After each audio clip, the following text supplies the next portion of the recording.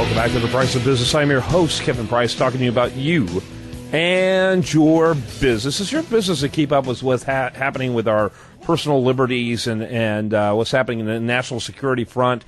Edward Snowden, of course, has dominated the news lines for the last several weeks. I think he's now gone to Russia did he go to Russia? We'll find out. This guy who's on next, he'll be able to help me through all this stuff here. Logan Beirne, he's with the Yale Law School. I never heard of it before, but, I'm more than willing to have a conversation with you about it. Just joking. I asked my producer, who's he with? Yale Law School. Oh, yeah, I've heard of that before. Hey, Logan, welcome to the program. Thank you for having me. Glad to have you. Real quickly, so is Snowden now in Russia? Yes, he's sitting in the airport in Moscow still. Man, I have been in that airport several times, and that place sucks. Just for the record, that's a terrible location to be. Not a great place to hang out for a couple of weeks. There are so many more airports I'd rather be in than that airport, just for the record. In fact, it may be, no, I don't think so. I think Warsaw had a worse airport, but still, that place is terrible. So, what exactly is going on? What's the status right now? I think I heard something that Putin said, you know what, we're probably going to keep you, but you can't keep doing what you're doing. Is that pretty accurate? It is, and it seems like Snowden's not interested in that offer, which is really surprising. And, I take the founders' approach to these sorts of issues. And for me, I think the founders would be skeptical of the NSA program itself because, we did fight a revolution against government intrusion after all. However, at the same time, I think they would also condemn Snowden for, turning against his country and, blabbing all our secrets to our enemies. Yeah, I think there's truth to that. I think that, it is a delicate thing. That's why you find people on both the left and the right both opposing and supporting him. Have you noticed that? It's an interesting split amongst, Republicans and Democrats. Everyone's sort of divided over, their support for Snowden or some are against. And, my scholarship is on the founders, and I think that they actually would be against him because it's one thing to go against the British when we have unjust representation, but once we founded our republic that we have today and we had the ability to vote in and vote out the representatives, then Washington, our founders, demanded that we follow our own laws. And Snowden went around our laws, and actually he's hurting us. He had lawful ways that he could have exposed NSA issues without also compromising our security. Yeah, absolutely. And in fact, is this correct? I think you're an Olin scholar at Yale Law School. Yes, yeah, that's correct. So, I think there's truth to what you're saying. When you look at the things that the Bill of Rights in particular protect. Wait a minute. If they want these type of things for those type of liberties, what in the world makes you think they would be supportive of NSA type activity? Right, and it's funny. The Bill of Rights today we look at and say, oh, well, this is the rights we have according to our government. When the founders wrote the Bill of Rights, they assumed we had all sorts of rights and protections, and they never realized that the government becomes so big that we'd sort of have to cling to these listed ones.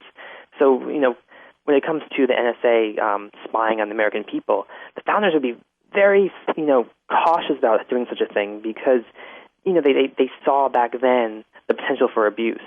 Yeah, I think so. I think that's absolutely true. And I think that, they would always err on the side of liberty rather than security.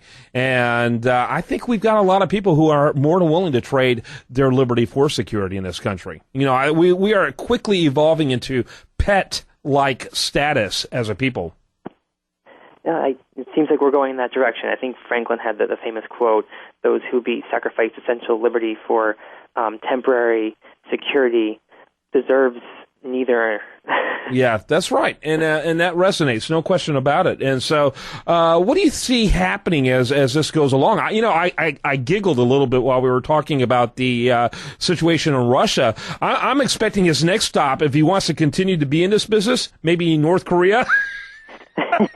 They would love that. He'd have like the only full Wi-Fi system in the entire country, and they just let him blast 24/7, wouldn't they? They would, and I hear they have a great movie collection for to keep him occupied. Yeah, absolutely. Yeah, him and the dictator could just hang out on the weekends and watch movies. Yeah, that'd be hilarious. That sounds fun. But seriously, though, looking at this, what countries out there might be inclined to go ahead and let him have his cake and eat it too? Because clearly, Putin's saying, no, you can't have your cake and eat it too. You committed this act, but you can't continue to do that. We got to figure out how to get along with the United States, and that's not going to happen if we're continuing to let you do this type of activity. Right. I mean, there's plenty of countries that would love to stick it to us, but at the same time, I'm reading that Ecuador reports that he has not sought asylum there. He's not formally requested it.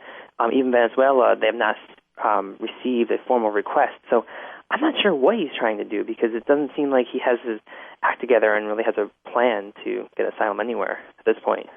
Okay, so you don't know where he'll end up at, and who does? But you don't have even any speculation.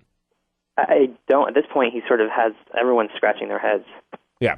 So talk a little bit to me about, this whole issue of where we gotten. Congressman King from New York is saying, wait a minute, we've been doing this forever. Why in the world is all this alarming? Why is it all of a sudden alarming? Was there a line that this administration has passed, or even the Bush administration crossed, that we've not done historically that makes it so alarming? I think, looking back at our founding, the founders were very cautious when it came to American citizens. So it was one thing to go after foreign nationals who were attacking us, so Al-Qaeda, overseas, and using our full arsenal against them, whether it's weapons, whether that's, wiretapping and surveillance. That was fine. But the problem is now it seems to be coming home with the discussion of using drones at home, and now the NSA also spying on Americans themselves. That's sort of the line for the founders, and that seems to be what's being crossed here. Yeah, I think there's a truth to that, and I think it's going to be interesting to watch as we go along, because all of a sudden there's been kind of a wake up call. But a lot of voices on this generally seem to be on the left. When I mean liberal civil libertarians versus more free market minded civil libertarians. Or am I misreading that? What do you think? It seems to be both, which I find very encouraging. So this really shouldn't be a party issue, and I think it's good that people from both sides are sort of speaking out as individuals, because back when we created the country, Washington said political parties are could be the bane of our existence, because it turns politics into sort of a team sport as opposed to representatives acting according to their own individual conscience and trying to work for the people themselves. Yeah, when I think of James Madison's Federalist number 10, where he talked about factions, I think he was only talking about a couple of factions. This has gotten pretty crazy in recent decades. It really has. It's sort of the horror stories that they dreamed about back then seem to be coming to fruition today. Yeah, and that's interesting, with your background, and your thoughts and that type of things. You look at the... You look at the Articles of Confederation, which were completely and grossly inadequate. I'm the first to admit that. But all of the anti-federalists who supported the Articles of Confederation, virtually all of their predictions about what would happen under the U.S. Constitution have become true. Did they go too far with the Constitution? You ever wonder about that? Well, it's fascinating, because even the Federalists, who are sort of seen, the big government people of their day, even if you look at them, they didn't dream of the government becoming so big as it is now. So, I don't necessarily think that the Constitution was incorrect. I think the way that we've sort of built on and sort of misconstrued the Constitution, that's where we went wrong. The Constitution itself is, a great starting point and process for how our government should work. Yeah, but it clearly hasn't worked. And I think Hamilton is perfectly fine with how big government got, based on what I've read about Hamilton. Hamilton was really into big government. In fact, I would say total government. I think he had pretty strong totalitarian inklings. I think his support of the colonies in the war is because he wanted more power transferred to him, not necessarily the dismantling of power on the American people. That's my take. Poor Hamilton. I think he gets a bad rap, because I think from his perspective, he saw the states as having so much power. And back then, the states really had all the power. So he was just trying to eke out a role for the federal government. And, the federal government did have a role to, unite the country, and that was important. But I think even he didn't realize that the federal government becomes so strong over the, couple centuries that it'd be trampling the states' rights. He never saw that switch happening. Yeah, I don't know. I think it was always in the cards for him. I think his internal improvement programs that he went after right away, government crony capitalism right away. He was always pursuing those kind of agendas. So I don't know, but it's an interesting. Like Aaron Burr. What's that? You sound like Aaron Burr. I agreed with Aaron Burr on all those, and so it's